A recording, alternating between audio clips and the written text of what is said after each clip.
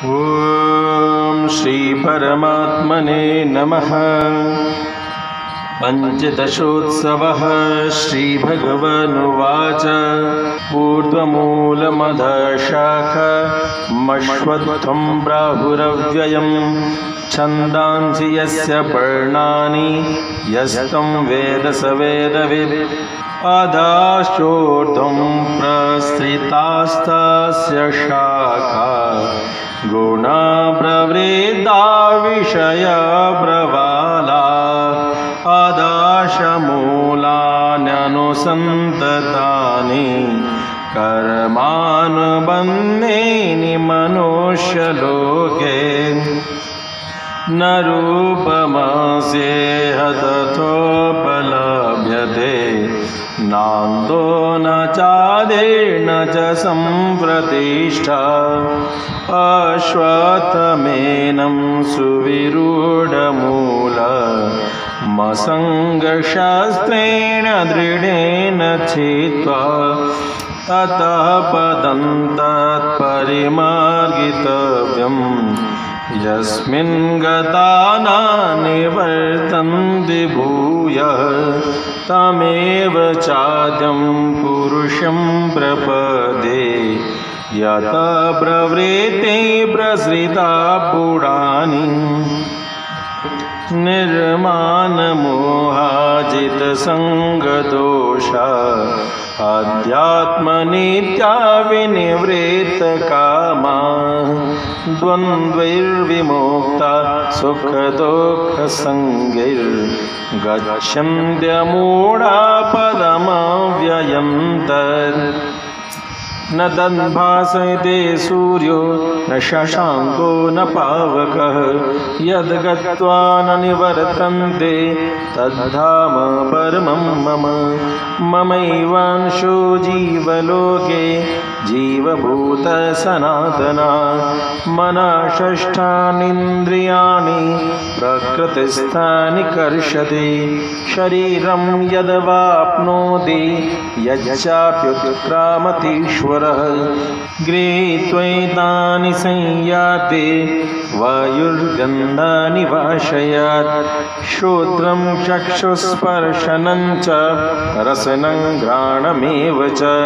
अधिष्ठाय मनश्चायं विषयानुपसेवते। उत्क्रामन्तं स्थितं वापि भुञ्जानं वा गुणान्वितं।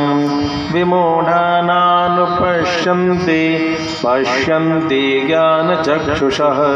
यतन्तो योगिनश्चैनं पश्यन्त्यात्मन्यवस्थितं। यतन्तोऽप्यकृतात्मानो नैनं पश्यन्त चेतसः।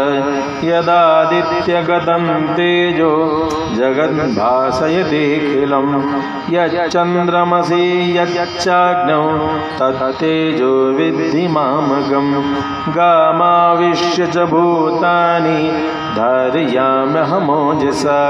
पुष्णामि चौषधी सर्वाः सोमो भूत्वा रसात्मकः। अहं वैश्वानरो भूत्वा प्राणिनां देहमाश्रितः। प्राणापानसमायुक्तः पचाम्यन्नं चतुर्विधं। सर्वस्य चाहं हृदि सन्निविष्टो मत्ता स्मृतिर्ज्ञानमपोहनं च। वेदैश्च सर्वैरहमेव वेद्यो वेदान्तकृद्वेदविदेव चाहम्। द्वाविमौ पुरुषौ लोके क्षरश्चाक्षर एव च। क्षरः सर्वाणि भूतानि कूटस्थोऽक्षर उच्यते। उत्तमपुरुषस्त्वन्यः परमात्मेत्युदाहृतः। यो लोकत्रयमाविश्य विभर्त्य व्यय ईश्वरः। यस्माक्षरमतीतोऽहमक्षरादपि चोत्तमः। अतोऽस्मि लोके वेदे च प्रथितः पुरुषोत्तमः। यो मामेवमसम्मूढो जानाति पुरुषोत्तमं स सर्वविद् भजति मां सर्वभावेन भारत इति गुह्यतमं शास्त्रमिदमुक्तं मया नघ एतद् बुद्ध्वा बुद्धिमान् स्यात् कृतकृत्यश्च भारत। ॐ तत्सदिति श्रीमद्भगवद्गीता सूपनिषत्सु ब्रह्मविद्यायां योगशास्त्रे श्रीकृष्णार्जुनसंवादे पुरुषोत्तमयोगो नाम पञ्चदशोत्सवः। श्रीकृष्णार्पणमस्तु।